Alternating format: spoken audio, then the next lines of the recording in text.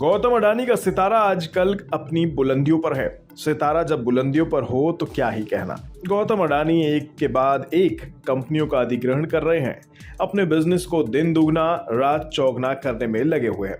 लेकिन इन सब के बीच आप भी सोचते होंगे कि ये आदमी इतना पैसा ला कहां से रहा है। तो आज इस रिपोर्ट में हम आपको बताने जा रहे हैं कि गौतम अडानी का पूरा बिजनेस कैसे चल रहा है और इसको लेकर ग्लोबल रेटिंग एजेंसीज क्या कहती हैं। तो ऐसा है कि गौतम अडानी विश्व के तीसरे सबसे रईस आदमी बन गए हैं। 137 बिलियन डॉलर की संपत्ति के साथ गौतम अडानी एलन मस्क और अमेजॉन के मालिक जेफ बेजोस के बाद तीसरे नंबर पर अपनी मौजूदगी दर्ज करा चुके हैं। ये सब सुनकर तो हर भारतीय को बड़ा अच्छा लगता होगा। हर किसी का सीना 56 इंच से ज्यादा चौड़ा भी हो जाता होगा। लेकिन इन सब के बीच एक ऐसी खबर आई है कि जिसने सभी के होश उड़ा दिए हैं। हाँ, आपको भी ये खबर जान लेनी चाहिए। अगर आप अभी तक इस खबर से बेखबर हैं तो घबराइए मत, हम आपको विस्तार में बताते हैं।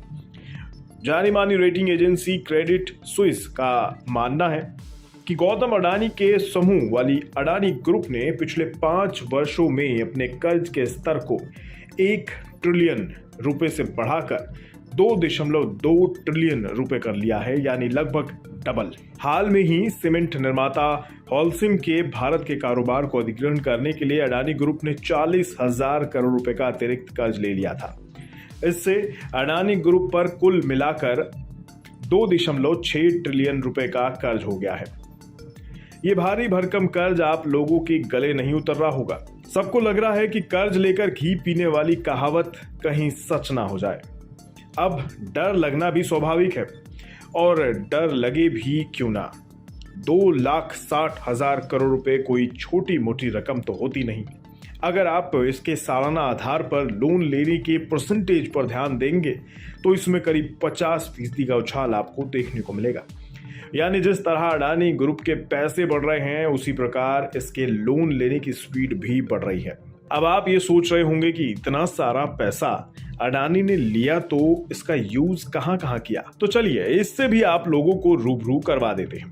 हजारों करोड़ रुपए अडानी ने बंदरगाहों के कारोबार को विस्तार करने, ग्रीन एनर्जी में निवेश करने, ट्रांसमिशन बिजनेस को अधिग्रहण करने के लिए किया था।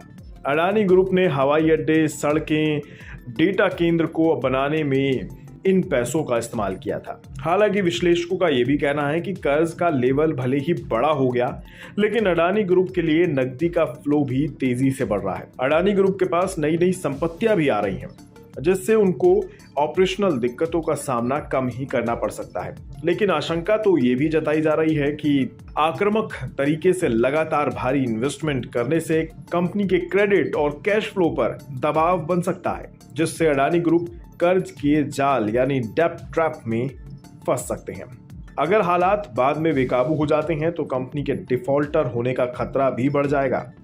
रिपोर्ट में यह भी कहा गया है कि अडानी ग्रुप ऐसे समय में कर्ज ले रहे हैं जब दुनिया भर में ब्याज दरें बढ़ रही हैं, और तो और कंपनी के इंफ्रास्ट्रक्चर प्रोजेक्ट्स लंबी अवधि के होते हैं, यानी इसमें अच्छा खासा समय लगता है।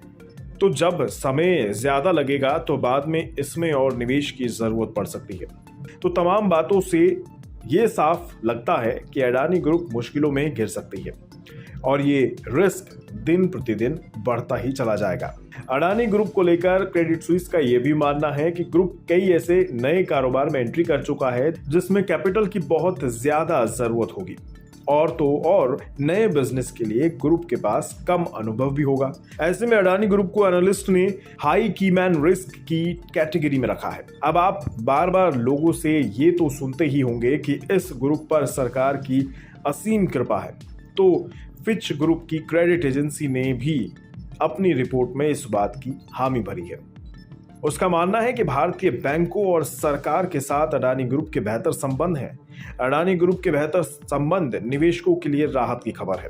बता दें, अडानी ग्रुप की अधिकतर लिस्टेड कंपनियों का मार्केट कैप 1.5 लाख करोड़ रुपए से ज्यादा का है। सिर्फ अडानी ग्रुप की अडानी विल्मर अकेली ऐसी लिस्टेड कंपनी है जिसका एम कैप 1 लाख करोड़ रुपए से कम है।